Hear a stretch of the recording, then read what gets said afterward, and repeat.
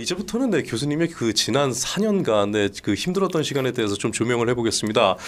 위안부 발언 무죄 판결 이야기입니다. 예, 무려 4년이 넘는 시간을 고생하셨습니다. 피해와 고통이 이루 말할 수 없으셨을 거라 생각이 드는데요. 저도 옆에서 직접 보기도 했지만 어떤 부분이 가장 힘들었다 지금 이렇게 기억에 남으십니까? 아니 그러니까 제가 뭐 아시는지는 모르지만 시청자분들께서 나름대로 대학에서 한 30년 넘게 네.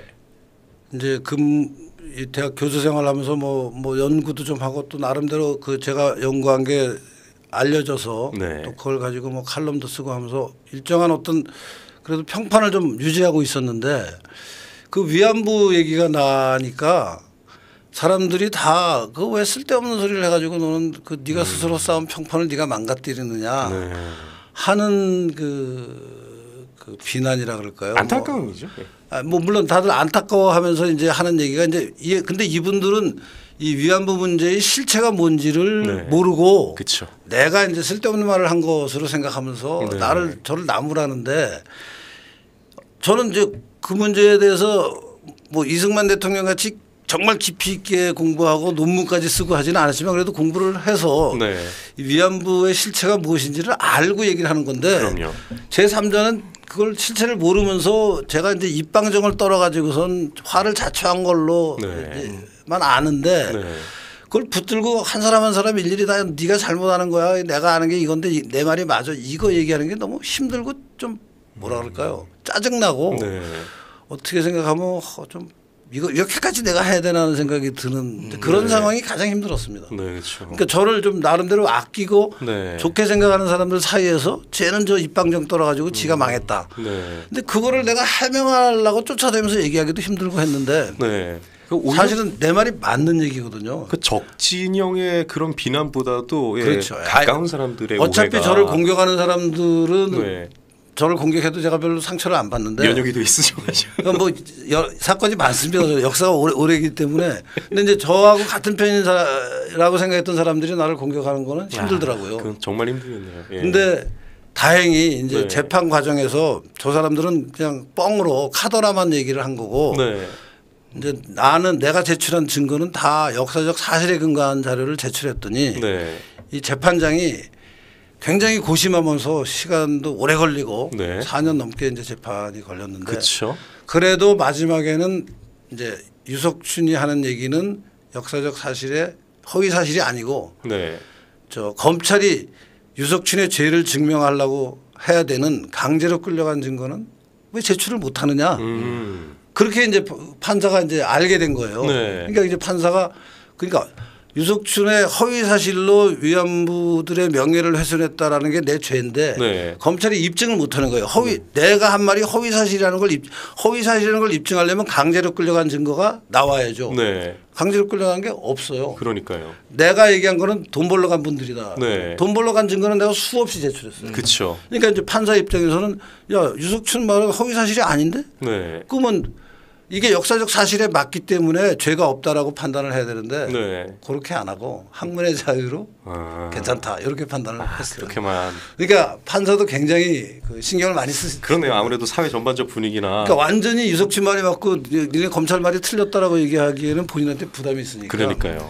대학교에서 학문의 자유로 인정해줘야 될 발언이다. 그러니까요. 그래도 그나마 다행이죠. 그 판사 분께서 이제 심리하시다가 이 공부가 많이 되셨겠습니다. 공부 많이 하셨습니다. 네. 사법부에는 확실하게 알린 걸로 한 사람한테. 네, 한 사람은. 네.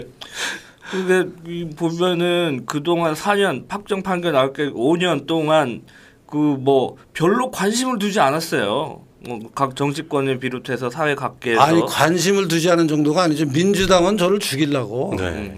민주당 국회의원들은 사건이 나고 나서 그해 뭐 연세대학 총장을 찾아와서 유석춘 제명해라, 그쵸. 잘라라 네. 난리 쳤고요. 국힘당은 이 내가 한 말에 여파가 자기네한테 튈까봐 네. 저 사람을 뭐 어떻게 징계해야 되는 거 아니야 이런 얘기 나오고 해서 내가 그냥 탈당해 버렸어요. 다 손절하기 바빴죠. 그러니까 좀 거칠게 표현하면 똥물 튀길까봐 다 도망가더라고요. 근데 뭐 이따가 언론의 질문에 말씀하신 것 외에는 크게 적극적으로 목소리를 내지 않으셨다. 아니 우선 이제 그렇게 되면요, 내가 한 말을 언론이 받질 않습니다. 지금은 내가 이제 건국 전쟁을 통해서 좀 떠서 내가 한마디 하면 온갖 언론이 다 받아주는데 네네. 내가 이제 그런 사건에 뭔가 말을 잘못한 사람으로 알게 되면은 아하. 절대 안 받아줍니다. 아. 그 언론의 묘한 특성이 있는 게요. 네. 아무리 양심적인 사실을 얘기해도 저 사람이 좀 이상하다라는 평가를 한번 받으면 그 벗어나기가 되게 힘들어요. 아, 그래서 제가 스피커를 4년 올렸구나. 동안 말을 아무리 해도 안 받아줍니다. 그러니까 저를 인정해주는 뉴델리 같은 데서 네. 나 이제 제가 뭐 글을 하나 쓰거나 그러면은 싫어졌지. 예. 뉴델리에 특별히 고맙습니다. 저희도 감사합니다. 펜앤마이크 우리 우파 인터넷 매체들 그렇죠. 다 도와줬고요. 네. 이 조중동은 싹 외면했습니다. 그러니까요. 네. 시류에 따라 다르군요. 2019년에도 저희 뉴델리 칼럼 기고하시고 네. 꾸준히 이 어필은 해오셨는데 네. 실어주질 않네. 아, 그러니까요. 그래서 얼핏 보기에는 목소리를 그렇게까지 적극적으로 내지 않으신 게 아닌가 하는 그런 기억이. 아니 재판정에서도 네. 나는 그 뭐 내가 생각하고 판단하는 게 잘못됐다고 생각하지 않는다고 여러 번 얘기했고 네. 재판하는 과정에 처음에는 언론이 그 재판 자체에 엄청 관심을 많이 보였어요. 그렇죠. 그때는 내가 재판정에 들어갈 때나 나올 때 네. 뭐 오늘은 이런 재판을 했고 나는 이런 얘기를 했다라는 얘기를 하면 또 보도도 좀 되고 있는데 하여튼 전반적인 기조는 저 위원부의 명예를 훼손한 나쁜 교수 네. 뭐 이런 분위기가 그러니까요. 오래됐죠. 그냥 다 그냥 감정적인 얘기밖에 없었어요. 네. 네, 이 발언이 지금 이번에 드리는 질문은 저도 개인적으로 굉장히 좀 속이 많이 상했던 부분인데 발언이 문제가 되고 나서 이제 당시 그 발전사회학이었죠. 그 수업이 그 강의가 즉시 중단이 됩니다. 평생을 몸담았던 교수직에서 은퇴하던 순간까지도 재판을 준비하셔야 했습니다. 특히 연세대의 결정과 그 과정에서 깊은 상처를 받으셨을 것 같은데요. 연세대를 상대로 이제 징계 불복 소송을 직접 원고셨죠. 연세대를 상대로 냈잖아요. 네. 이 불복 소송을 통해서 실제로 진정으로 얻고자 하셨던 거는 무엇이었나요? 그러니까 이제 이게 이제 그 언론의 보도 사건이 연세대에서 있었던 강의의 내용이 네. 아마도 학생 누군가가 네. 녹음을 해서 그 녹음된 거를 언론에 뿌리고 정대협에 줬어요. 네. 그래서 이제 정대협은 나를 고소했고 네. 고발인가 고소인가 네. 하여튼 고발했습니다. 네, 고발을 했고 예. 이제 언론은 그때 뭐 강의가 있은 날 저녁부터 이제 그 녹음 파일을 가지고 특정한 부분을 강조하면서 뭐 네. 이렇게 문제가 많은 교수라고 난리가 나고 하니까 네. 연세대학에서는 이제 이거 유석춘을 그냥 가만히 놔두면 안 되는 거 아니냐 네. 하는 생각에서 이제 뭐 징계 절차를 밟기 시작했어요. 네.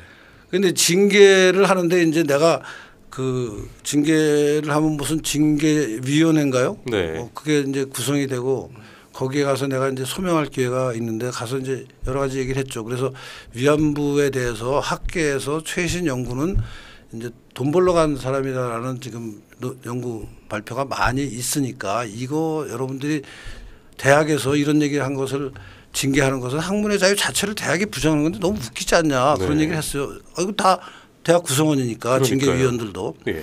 아니 새로운 이 사실에 기초해서 새로운 이론을 얘기하는 게 학문의 본연의 어떤 가장 기본적인 추구해야 될 가치인데 내가 그걸 했는데 네. 지금 학문의 자유를 억압하려고 징계하겠다는 게 말이 되느냐 그랬더니 예. 그 말에는 가슴이 찔렸나 봐요. 네. 징계의 방향을 틀어서 갑자기 궁금하면 한번 해볼래요가 이게 성희롱이다. 언어 성희롱이다. 예. 이 여학생이 그 말을 듣고 성적 모욕감을 느꼈다고 주장하니까 너 네. 그거에 대해서 책임져라. 예. 방향을 이렇게 딱 틀어버린 거예요. 바뀌었군요 이게. 그러니까 예. 처음에는 뭐 위안부 문제로 징계를 하려고 하다가 네. 이제 위안부 문제에서 내가 논문과 자료를 제출을 하니까 예. 그거는 이제 더 이상 문제 안 삼겠다. 예. 말은 멋있게 했어요. 예. 더 이상 문제 안 삼아야지. 대신 딱 앵글을 딱 바꿔서 네. 이게 강의실에서 언어 성희롱을 한 거다. 와.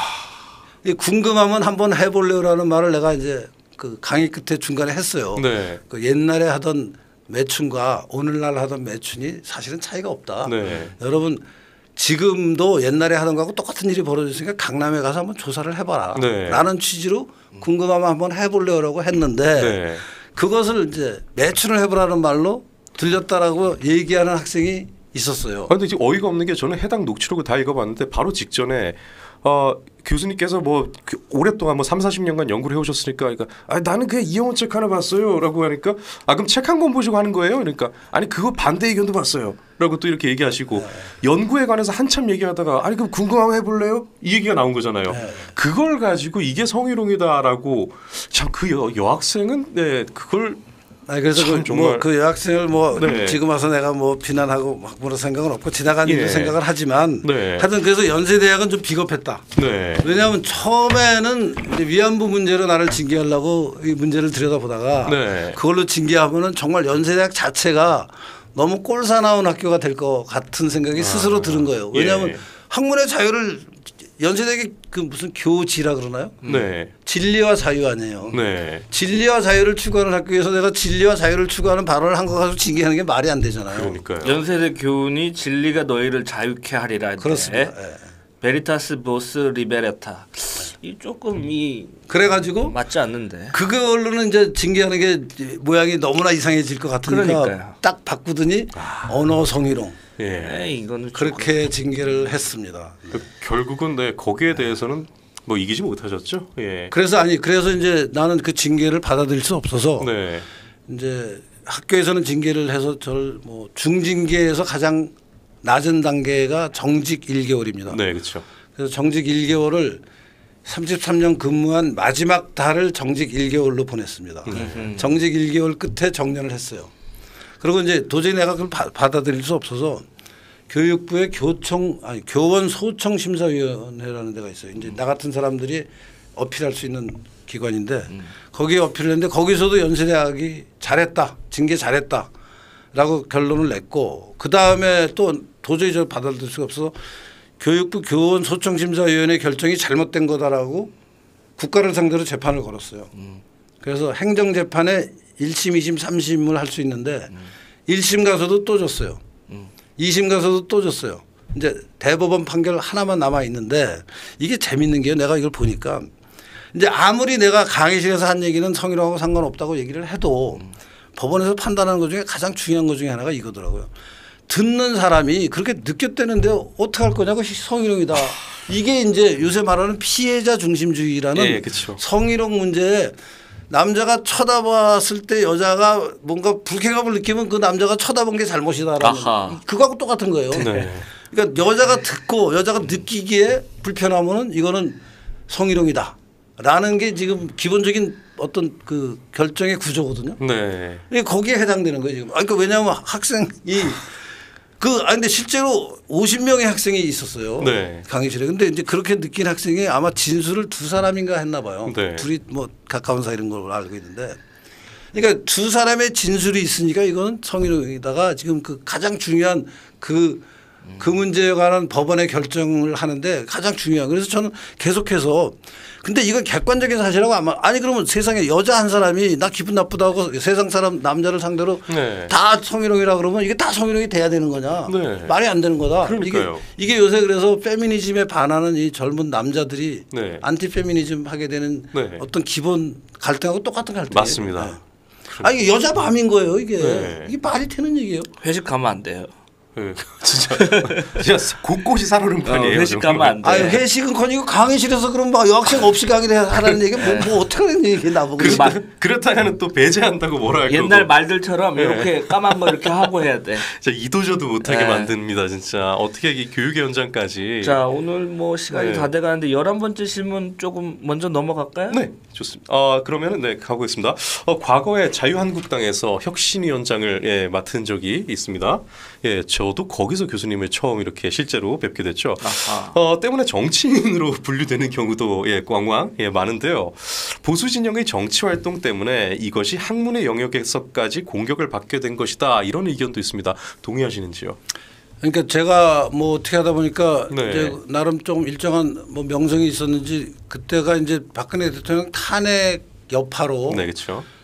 좀 그때는 당 이름이 자유한국당이었는데 엉망진창이 되고 있을 때였는데 이제 홍준표 대표가 그때는 그 한국당 구성원들 사이에서 이 사람이 당을 구할 사람이다라고 해서 전당대회를 통해서 이제 지지율이 높게 당 대표로 뽑히고 나서 네. 당을 혁신할 사람으로 이제 사람을 찾다가 어떻게 저보고 한번 할 수 있겠느냐는 얘기를 해서 제가 한번 해보겠다. 네. 라고 이제 가서 했는데 별로 뭐 신통한 결과는 없었습니다.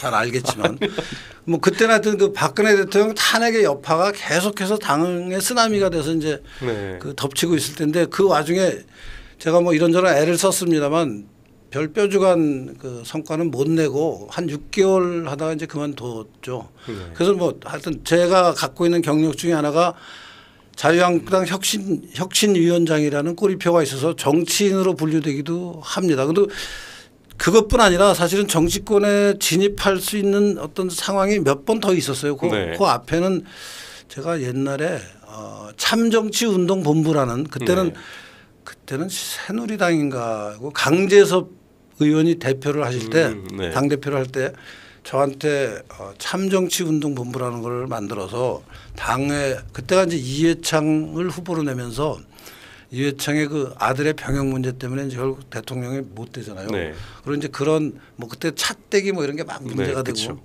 그래서 이제 당을 좀 바꾸라는 거 할 때 저한테 그 참정치 운동본부 본부장이라는 타이틀을 줘서 공동으로 그때 지금 권영세 의원하고 네. 같이 제가 그걸 하다가 뭐 하여튼 그때는 이제 그것만 하고 그냥 당을 돌아 나왔습니다. 이제 그런 식으로 이 정치 현장에 좀 갔더니 일부에서는 뭐 저 국회의원 되려고 그러는 거 아니냐 뭐 네. 그런 얘기도 좀 하고 했는데 뭐 국회의원 되는 거는 쉬운 일이 아니고 뭐 시켜주면 할 생각은 있지만 제가 네. 막 시켜달라고 사정해서 할 생각은 없는 사람이기 때문에 네. 안 시켜주더라고요. 뭐 다행인지 불행인지 그랬습니다. 아 그럼 그 앞서서 있었던 참정치운동본부도 약간 그 성격 자체는 혁신위의 성격을 좀 띠고 있습니다. 이름을 좀 하여튼 그때는 참정치운동본부라는 네. 이름을 썼었습니다. 그러면은 그러한 정치 활동, 보수 진영의 정치 활동 때문에 이 학문의 영역에서까지 공격을 받게 된 것이다라는 아니 그것도 가능한 게 이제 그렇게 정치권에 한번 뭐 이렇게 저는 반발쯤 드린 것 같은데 한번 갔다 오면은 네. 이제 뭐 장관을 하거나 무슨 국회의원을 하거나 하고 학교를 하면 제도적으로는 돌아올 수 있지만 학생들 사이에서는 뭐 어영이다 뭐 그런 또 비난이 좀 있는 게 사실입니다. 네. 아 그러면 본격적인 혹시 정치 생각이 있으신가요? 아 근데 나이가 몇인데 뭐 지금 예. 청춘이신데요. 아 청춘 아까 그 이승만 대통령 두루마기 입으셨을 때가 아마 70이 넘으셨죠 그때가. 네. 그리고 대통령 한참을 되시니까. 더 하셨습니다. 그렇게 치면 아직 제가 뭐 좀 네. 더 할 수도 있겠지만 그래도 정치로 가기에는 좀 나이가 많지 않나 하는 생각은 들고요. 혹시 역사 문제에 네. 뭐 이런 그 우리나라 현대사가 워낙 왜곡이 돼서 지금 개판이니까 뭐 지금 여러분 아시는 이승만 대통령에 대한 지금 해석도 엉망진창으로 돼 있는 거 이거 바로 잡아야 되는데 혹시 제가 좀 역할을 할 수 있으면 그런 역할은 제가 얼마든지 할 생각이 있고 네. 또 위안부 문제도 사실은 완전히 지금 잘못돼 있거든요. 네. 그런 거 사실은 현대사의 구비마다 잘못된 게 너무 많습니다. 지금. 네. 그래서 그런 문제를 바로잡는 혹시 기회가 있으면은 그리고 또 그런 것은 제대로 하려면 정치권하고 관계가 있어야 전체가 관리가 되거든요. 네. 혼자 논문 하나 쓴다고 해결될 일이 아니니까. 네. 그래서 뭐 기회가 있으면 할 생각이 하여튼 두고 보겠습니다. 뭐 네. 제가 지금 뭐 하겠다고 막 나댈 생각은 없습니다. 네. 열어두는 정도로. 네. 예.